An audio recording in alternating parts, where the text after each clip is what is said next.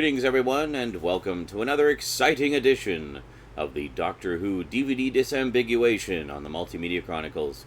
Today we're going to take a look at a pretty special season because this was the first time, really, that they had decided to do a full-blown, season-long story arc.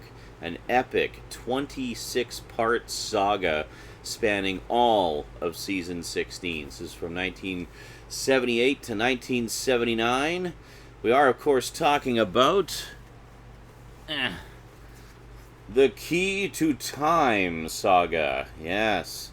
So if you're wondering how many volumes you need to pick up to have the whole thing, ta-da!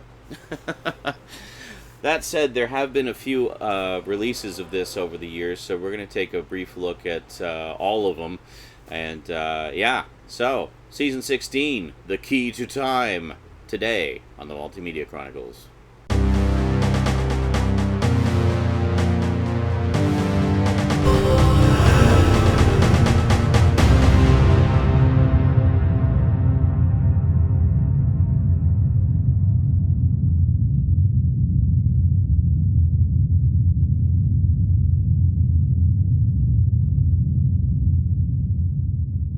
Welcome back, and don't mind the bus noise outside if you can hear that. So the Key to Time was pretty significant. Of course, the end of Season 15 saw the departure of Leela. The beginning of Season 16 saw the Doctor being summoned by the White Guardian for a mission of utmost importance. The Black Guardian was looking for the Key to Time, a device which would allow the control of all of time to whoever holds the Key to Time, basically. So anyway, the White Guardian recruits the Doctor to retrieve this device before the Black Guardian can get to it. Now here's the thing, in order to conceal the Key to Time, it has been split into 6 segments, and each of those segments has been sent off to far corners of the universe and disguised as something. So it's not just a matter of finding it, but it's a matter of finding what it's disguised as and, then locating it. So they give him basically a Key to Time segment detector, which can home in on the coordinates of each of the segments and also convert it back to its normal shape. So it's basically like a jigsaw puzzle of pieces that all kind of fit together. Yeah, and to help him on his way, the Doctor is given a new companion, Romana Dvora Trolunder, or just Romana for short. Almost known as Fred, but not quite. Yeah, and Romana is actually a time lady. Yes, this whole thing about the Doctor could regenerate as a woman. Yeah, I've said it before, I'll say it again. There are Time Lords, there are Time Ladies. Here's your proof, right here. This is where we first found that out, and there you go. So, anyway, we're not going to get into all that now. That's perhaps a discussion for another time. So anyway, we meet Romana for the first time, played by the beautiful and talented Mary Tam, just a wonderful, wonderful actress, just absolutely gorgeous, such a gorgeous, gorgeous woman, and her character is not the typical sort of, screaming monsters, eek, save me, Doctor companions, and this was kind of a thing with Tom Baker's era, was we were getting companions that were a lot more competent, I guess. I mean, we'd kind of gone away from the screaming companions of the 60s and early 70s, and we're getting into a lot more companions that are very capable. I mean, there was the very headstrong and sure of herself Sarah Jane Smith, of course, who who was quite resourceful. We had Leela, who was a warrior who would take no crap from anybody, and now we have Romana, who is very much the intellectual equal of the Doctor. And yeah, so just great stuff. So the Key to Time covers stories 98, 99, 100, yes, the 100th story of Doctor Who, 101, 102, and 103. So we have 6 stories total. We have the Ribos operation, the Pirate Planet, the Stones of Blood, which scared the hell out of me when I was a kid, the Androids of Tara, the Power of Kroll, and the epic 6-part finale, the Armageddon Factor. So once again, we have the same format of 5 4-part stories followed by a 6-part finale. Now, in this case, the 6-part finale is much more, a proper 6-part story, much like previous 6-parters. A lot of people say, "Oh, the 6-parters were so long and drawn out, and always felt like a 4-parter with a 2-parter tacked on." No, actually, they didn't. Really, that's really just the key to time, or not the key to time. Sorry, the invasion of time. The invasion of time. The key to time was fine. There was nothing wrong with it. Yeah. So if we take a look at the set here. This is quite nice. This is the Key to Time Special Edition. This is the one you want to get. One of the few sets that actually comes with a booklet. Oh my god. Yeah, all the Region 2 sets come with a booklet. And we got this nice packaging here. It's actually a very, very nice little set.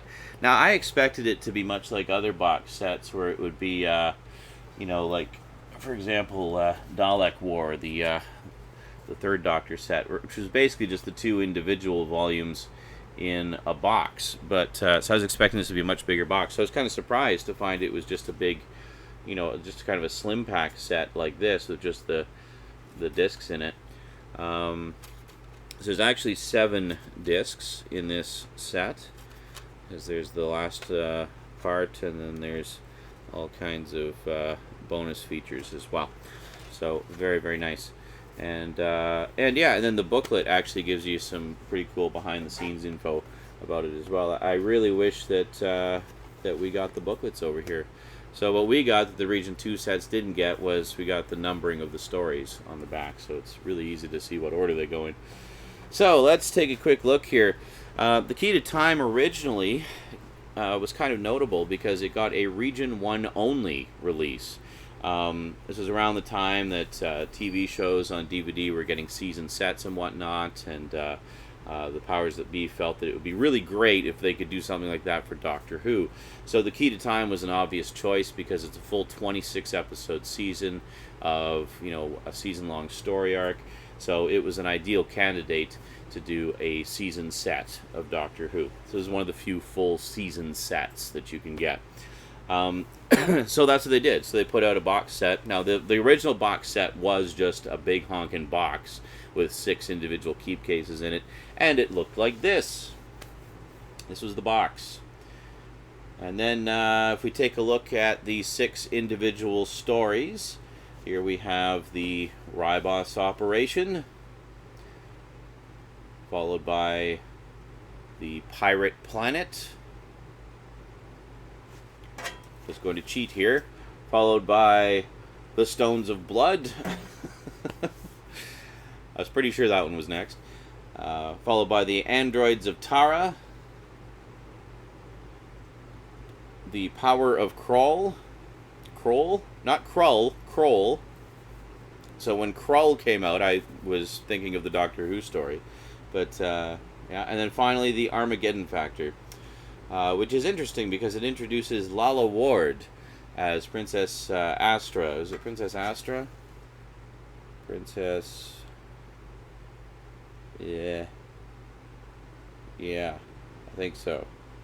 Anyway, the princess of Atrios, the planet that it takes place on. Anyway, yeah, the Key to Time I've seen quite a few times because it's epic and awesome. So there you go. So that was the original release. The original release didn't have much in the way of extras. It had some commentary tracks and I think a few just small featurettes. As far as I'm aware, all of the extras from that were ported over to the special edition, so you're not missing anything. Special edition. So you might as well just get the special edition and get everything. Plus, when they did the special edition, they actually did all new remastering for the episodes, so they look and sound much better than the original release. But then, for whatever reason, in Region 2 land, they never got the Key to Time until the special edition came out. So they didn't get the original release over there, and I know a lot of UK fans were kind of ticked about that. Like, well, hey, it's a British show, hello, Why did we not get the DVDs? Well, I have no idea. But anyway, that has long since been rectified, and now everybody in the world can enjoy the Key to Time saga. Now, they also have all 6 of the special edition versions available individually as well. So if you really want to have every story in its own case, then you can get these versions here, which is the Key to Time special edition individual volumes. Now that said, you're going to be paying a lot more getting them this way. The box set costs about, you can usually get it for between $60 to $75. I think I got it for, honestly I don't remember, it was around 60 or 70, I can't remember. But anyway, when you figure that here each individual story of Doctor Who is typically anywhere from $15 to $40 for one story. If it's if it's one of the 2 or 3 disc editions, it can go as high as like $30 or $40. So here you're getting 6 stories for like $60 or $70. So basically for the price of like 2 or 3 stories normally. So definitely a good deal. I mean, even though $60 or $70 may seem kind of high for a season set of something on DVD in this day and age, as I've said before, I mean, the big deal with the Doctor Who ones and what makes it worth the extra price is just the plethora of extras on them. I mean, they're just fantastic sets. So yeah, so that's pretty much it in a nutshell. The Key to Time, great saga, really good story. Definitely an improvement over the previous season. Much more unified. There aren't really any stinkers in there. I think Power of Kroll gets kind of mixed reviews. It's all right, but overall, I mean, 5 out of the 6 stories are pretty rock solid. The Ribos operation is really good. I always liked that one. The Pirate Planet is terrific. It's actually written by Douglas Adams and has a lot of his style of humor and whatnot in it. It's great stuff. The Stones of Blood is just really, really chilling and creepy. The Androids of Tara is also quite creepy. And the Armageddon Factor is just an epic conclusion to an even more epic saga. So, great stuff. They would not do the sort of season-long story arc thing for quite a while. They did do some, they did some trilogies of stories and stuff like that, which we'll talk about when we get to them. But for the most part, they didn't really do the season-long story arc thing until quite some time later. But we'll talk about that when we get to it. Alrighty, that is it from me to you for now. So that is it for season 16. So yeah, pretty simple. Pick up this. You've got it all. Awesome. And enjoy. So that is it for season 16 of Doctor Who, the 1978-79 season. I'd just like to take a quick moment to thank my Patreon sponsors. Thank you very, very much. It's thanks to you guys and gals that you're helping to make all of this possible, and I cannot possibly thank you enough. Special big thanks to my 2 highest level sponsors, Kyle Pellegrini and Get Your Gorgeous On, run by Michelle O'Toole and Simon Hedger, of course. And yeah, I really appreciate the support, guys. So please do consider becoming a sponsor, because every little bit helps, even if it's just $1. $1 a month. If everybody contributed $1 a month, I could do this all the time, and I would just bombard you with videos, and it would be awesome. You would have so much me to enjoy. Alrighty, we will see you next time. Until then, thanks for watching, and sayonara.